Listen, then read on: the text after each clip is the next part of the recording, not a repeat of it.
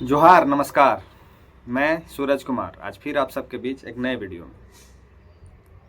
बोकारो में पिछले दिनों जो घटना घटी बोकारो में जो पिछले दिनों घटना घटी जो अप्रेंटिस संघ के विस्थापितों ने आंदोलन किया और उस आंदोलन में हमने प्रेमदा को खो दिया। उस आंदोलन में हमने प्रेमदा को खो दिया और उस आंदोलन के जो साक्षी हैं वीडियो फुटेज उनके आंदोलन की जो साक्षी हैं, उस आंदोलन के वीडियो में ये साफ दिखता है कि सीआईएसएफ के जवान ने लाठी फेंक के उनको मारा और उसके उपरांत उनकी शहादत हो गई। ये किसी से छुपा हुआ नहीं है, पूरे झारखंड के जनमानस से किसी से छुपा हुआ नहीं है कि उस दिन क्या हुआ था। कोई नहीं कह सकता है कि हमने नहीं देखा उस वीडियो को। कई एक यूट्यूबरों ने, कई एक फेसबुक में, कई एक पोस्ट में, कई एक चैनलों में वो वीडियो धड़ल्ले से चला और लाखों लाख लोगों ने देखा। उसके बाद क्या हुआ कि टाइगर की एंट्री हुई, टाइगर विस्थापितों के समर्थन में पहुंचे, वहां के विधायक साथ में बकझक हुआ, लड़ाई हुआ, उनका गाड़ी का नंबर प्लेट तोड़ दिया गया, ये सारी कुछ हुआ। उसके बाद वहां क्रेडिट लेने पहुंचते हैं माननीय सांसद दुलू महतो जी और जो बीएसएल है उनके प्रबंधक के साथ में वो बैठक करते हैं और बैठक सफल वार्ता हो जाती है और परिवार के परिजनों को 50 लाख मुआवजा और एक नौकरी और 500 लोगों पे केस किया जाता है। ये उसी वार्ता में सफल वार्ता हुई है कि विस्थापित जो लोग हैं 500 उनके ऊपर एफआईआर होना चाहिए। एक तरफ 50 लाख रुपया मुआवजा प्रेमदा के परिजनों को मिलता है, दूसरे तरफ उनके परिवार के एक व्यक्ति को नियोजन की बात होती है और एक तरफ 500 अप्रेंटिस संघ के जो वहाँ पे जो लोग थे जो आंदोलन कर रहे थे उनके ऊपर एफआईआर होता है। और एफआईआर मैंने पढ़ा, एफआईआर में ये लिखा गया है कि जो एफआईआर करने वाले लोग हैं, बीएसएल के प्रबंधक के लोग हैं, वो कहे हैं कि प्रेमदा की जो शहादत हुई है वो उनका जो लिखा हुआ स्टेटमेंट है उसको देख के तो मन करता है कि झारखंड में रहने का कोई फायदा नहीं है। ये लोग जैसे मर्जी वैसे लिख के उनके शहादत को भी लोग अलग रूप में ढाल दिए और ये सफल वार्ता में ही सब कुछ होता है। अगर वार्ता में 50 लाख का फैसला हो सकता था तो क्या वार्ता में ये फैसला नहीं किया गया होगा कि 500 मजदूर पे एफआईआर होना चाहिए। हम लोग जब बोलते हैं कुछ तो लगता है लोगों को हम लोग एक पक्ष होकर बात को रखते हैं। हम लोग जब कुछ बयान देते हैं तो लोग को लगता है कि किसी पार्टी बेस पे ये लोग बयान देते हैं, टाइगर का समर्थक हैं, टाइगर का समर्थन करते हैं। हम उन्हीं लोगों से पूछना चाहते हैं कि वार्ता में क्या 50 लाख रुपया का वार्ता हुआ तो क्या वो एफआईआर वाला वार्ता नहीं हुआ होगा? क्या बीएसएल ने ये प्रस्ताव नहीं रखा होगा कि हम 50 लाख दे जरूर रहे हैं लेकिन 500 लोगों पर एफआईआर भी करेंगे?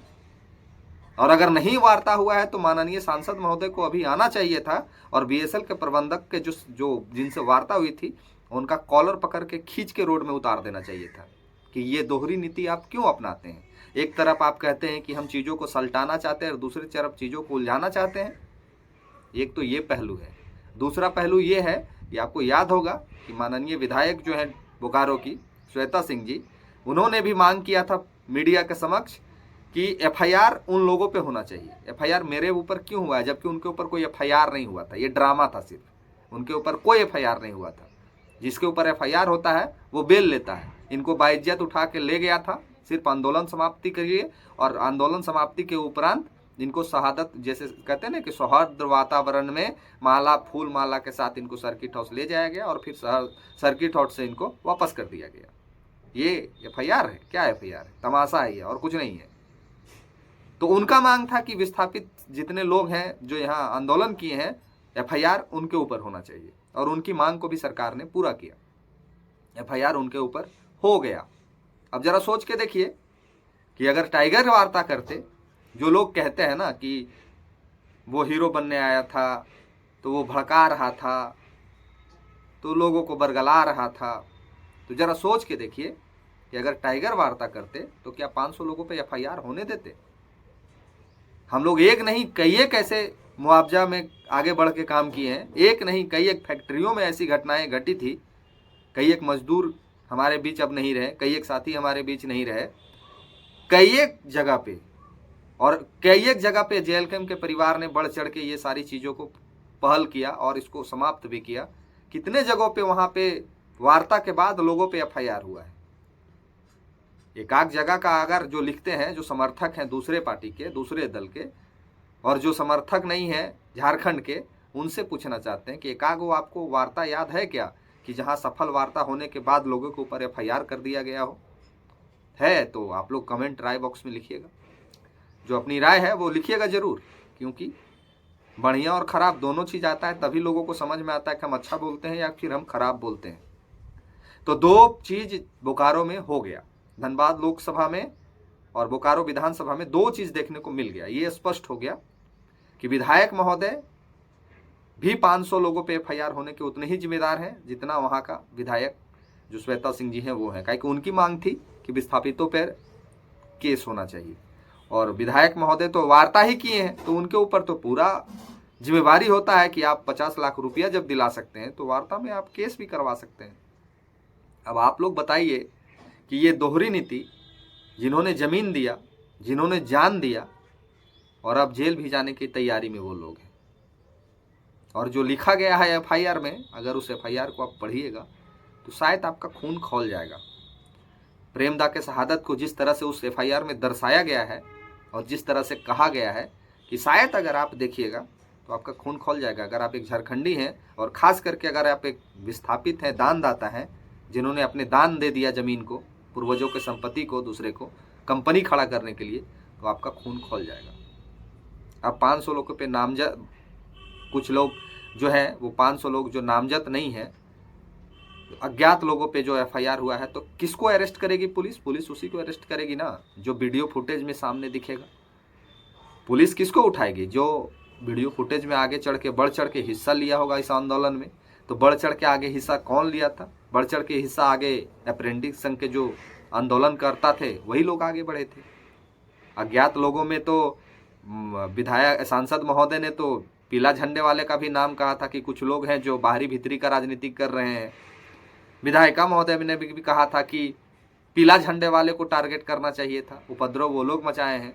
तो आपसे यही कहने आए हैं कि देख लीजिए झारखंड में जो दोहरी राजनीति कर रहे हैं, कौन कर रहा है, कौन बाहरी भीतरियों का खेल खेल रहा है, कौन बाहरियों को समर्थन कर रहा है, कौन भीतरियों को समर्थन कर रहा है, ये तो अब साफ साफ दिखने लगा है। हम और आप कब तक अपनी आंखों पे पट्टी बांध के घूमते फिरेंगे? कब तक अपनी आंखों पे एक चादर लपेटे घूमते फिरेंगे? कब तक हमको और आपको ये नहीं दिखेगा कि कौन आपके लिए खिलवाड़ कर रहा है, कौन मुआवजा दिलाने के नाम पे आपका क्या कर रहा है? बोलने का ज़रूरत नहीं है। बाकी अपनी राय को कमेंट बॉक्स में लिखिए और इस वीडियो को शेयर करके दूसरे लोगों तक पहुंचाइए, लोगों को जागरूक कीजिए, ताकि लोग जागें कि कैसे उनके साथ उनके ही लोग छल रहे हैं, कौन बाहरी भीतरियों का खेल खेल रहा है। ये तो अब आपको भी समझ में आने लगा होगा। बाकी शेयर कर दीजिए इस वीडियो को, दूसरे लोगों तक पहुंचाइए। और क्या हम बोले समझ में नहीं आता है, लोग टाइगर को बदनाम करने के लिए कितने दूर तक चले गए। कल एक कंट्रोवर्सी पूरा तेज रहा कि टाइगर को Z+ का सुरक्षा चाहिए। क्यों चाहिए? ये तो डरता नहीं था, क्यों इनको चाहिए? तो वो सारी बातों को भी हम बताएंगे कि कौन क्या कह रहा है और कौन किसके लिए चाहिए, क्या चाहिए, वो भी हम अगले वीडियो में बताएंगे। इस वीडियो में इतना ही। ये लेकिन दुर्भाग्यपूर्ण है, सांसद महोदय को BSL के प्रबंधकों से बात करनी चाहिए, विधायक महोदय को बात करनी चाहिए, और ये जो केस हुआ है, FIR हुआ है, इसको तुरंत ख़त्म करना चाहिए। अन्यथा विस्थापित तो जो है वो दर्द को जो झेल रहे हैं, उस दर्द को उस स्थान तक मत पहुंचा दीजिए कि वो कुछ भी करने पे मजबूर हो जाए। बाकी मिलते हैं अगले वीडियो में। इस वीडियो में इतना ही। धन्यवाद। जोहार।